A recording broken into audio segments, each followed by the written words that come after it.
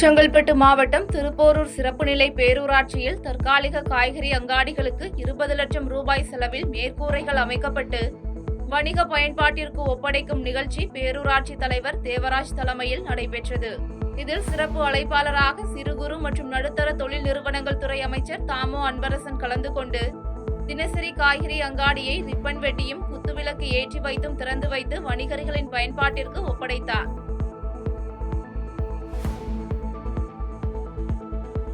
திருச்சியில் 2026ஆம் ஆண்டு நடைபெறவுள்ள தமிழ்நாடு சட்டமன்ற தேர்தலை முன்னிட்டு விவசாயிகள் அமைப்புகள் ஆலோசனை கூட்டம் நடைபெற்றது. இந்த கூட்டத்தினை தொடர்ந்து செய்தியாளர்களை சந்தித்த விவசாய சங்க தலைவர் PR பாண்டியன், விவசாயிகள் திமுகவிற்கு வாக்களித்தால் அவர்கள் தலையில் அவர்களே கொல்லி வைத்துக் கொள்வதாக தான் அர்த்தம் என தெரிவித்தார். தமிழ்நாடு சட்டமன்ற தேர்தல் விவசாயிகளுக்கான நில உரிமை, விவசாயிகளுடைய வாழ்வுரிமையை பாதுகாக்க வேண்டிய தேவையும் நெருக்கடியும் அவசரமும் எழுந்திருக்கிறது என்பதை உணர்த்துகிற தேர்தல் களமாக விவசாயிகள் பார்க்க வேண்டும் என்கிற கருத்தை தலைவர்கள் முன்மொழிந்திருக்கிறார்கள். எனவே திராவிட முன்னேற்ற கழகம் திருவள்ளூர் மாவட்டம் காக்கலூர் தொழிற்பேட்டை தண்ணீர்குளம் பகுதியில் அரசுக்கு சொந்தமான நிலத்தில் இருந்த குருபரதன் என்பவரின் ஆக்கிரமிப்புகளை நீதிமன்ற உத்தரவின் அடிப்படையில் வருவாய்த்துறையினர், சிக்கோ கிளை மேலாளர் மற்றும் நெடுஞ்சாலைத்துறை ஆகியோர் மீட்டனர். மேலும் பல ஆண்டுகளாக அரசு நிலத்தை ஆக்கிரமிப்பு செய்திருந்த தனிநபரிடம் வருவாய்த்துறை அதிகாரிகள் அதிரடியாக 6 கோடி ரூபாய் மதிப்பிலான அரசு நிலத்தை மீட்டுள்ளது பொதுமக்கள் மத்தியில் வரவேற்பை பெற்றுள்ளது.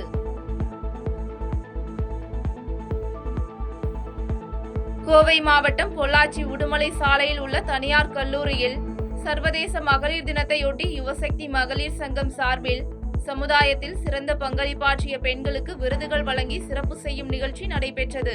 இந்த நிகழ்ச்சியில் தொழிற்துறையில் சிறந்த சேவையாற்றி வரும் மும்பை டாடா டெக்னாலஜிஸின் தலைமை இயக்க அதிகாரி சுகன்யாவுக்கு விருது வழங்கப்பட்டதை தொடர்ந்து 80 வயது மூதாட்டி பளுதூக்கும் வீராங்கனை கிட்டம்மாளுக்கு விருதுகள் வழங்கப்பட்டு பாராட்டுகள் தெரிவிக்கப்பட்டது. கரூரில் தனியார் கல்லூரி வாகனம் மீது ரயில் மோதி ஏற்பட்ட விபத்தில் பேருந்து ஓட்டுநர் உட்பட 25க்கும் மேற்பட்ட மாணவ மாணவிகள் காயமடைந்து சிகிச்சை பெற்று வந்த நிலையில் தற்போது 8 மாணவ மாணவியர் மற்றும் சிகிச்சை பெற்று வருகின்றனர்.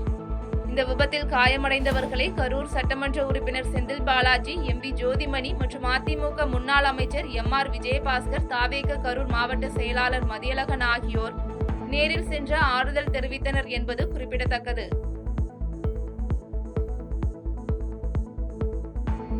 நெல்லை மாவட்டம் தாளையூத்து பகுதியில் நடைபெற்ற நாம் தமிழர் கட்சி வேட்பாளர் அறிமுக கூட்டத்திற்குள் மதுபோதையில் புகுந்து மேடையில் பேசிக் கொண்டிருந்த சாட்டை துரைமுருகனை அவதூறாக பேசிய நபரை கூட்டத்தில் இருந்தவர்கள் சரமாரியாக தாக்கியதால் அங்கு பரபரப்பு ஏற்பட்டது.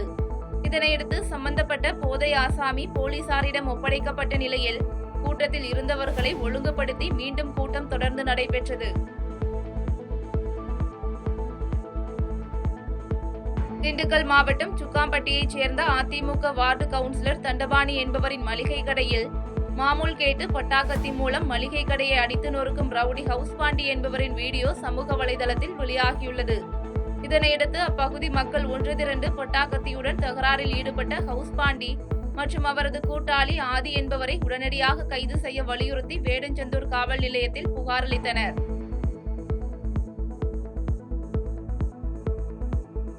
சேலம் மாவட்டம் தேவண்ண கவுண்டனூர் கிராமத்தில் கரும்பு வெட்டும் தொழிலில் கொத்தடிமைகளாக வேலை செய்து வந்த மத்திய பிரதேச மாநிலத்தைச் சேர்ந்த கூலி தொழிலாளர்கள் 27 பேரை சங்ககிரி கிராம நிர்வாக அலுவலர் புகாரின் பேரில் சங்ககிரி காவல் நிலைய போலீசார் மீட்டனர்.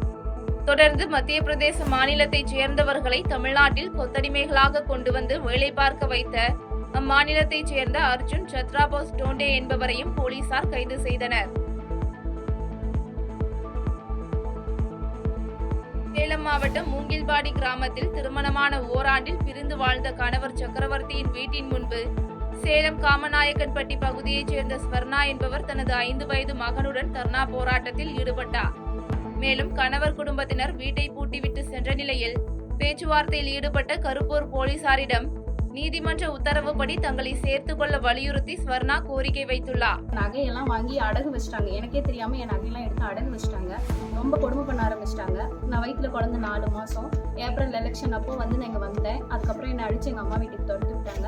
இப்போ கோர்ட்ல கேஸ் போட்டு ரன் ஆயிட்டு இருந்தது. 2022 HMOPக்கு ஃபைல் பண்ணி ரன் ஆகிட்டு இருந்துச்சு. டிவோர்ஸ் கேஸ் ஃபைனல் ஆகி எங்கள் 2 பேருக்கும் விவாகரத்து ஆகலை.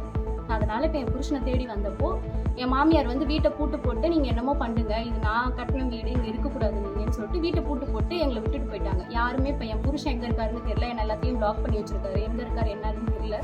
நானும் குழந்தையும் இப்போ இங்கே தனியாக உட்காந்துட்டு இருக்கோம். ஏன்னா எனக்கு அப்பா அம்மாவும் இல்லை, எனக்கு யாருமே இல்லை. கூட பிறந்தவங்க வந்து அக்காங்க 2 பேர் கல்யாணம் ஆயிடுச்சு, அவங்க வாழ்க்கையை பார்த்துட்டு போயிட்டாங்க. எனக்கு அப்பா அம்மா 2 பேருமே இல்லை. எனக்கு அடுத்து என்ன பண்ணுறதுன்னு தெரியல. செய்திகளை உடனுக்குடன் தெரிந்து கொள்ள கீழ்கண்ட கேபிள் மற்றும் டிடிஎச் நெட்வொர்க்குகளில் எம்நாடு செய்தி தொலைக்காட்சியை காணுங்கள். பாதகம் செய்பவரை கண்டால் நாம் பயம் கொள்ளலாகாது பாப்பா.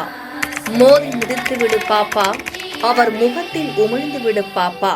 அண்மை செய்திகளை உடனுக்குடன் தெரிந்து கொள்ள இணைந்திருங்கள் எம்நாடு தொலைக்காட்சியுடன்.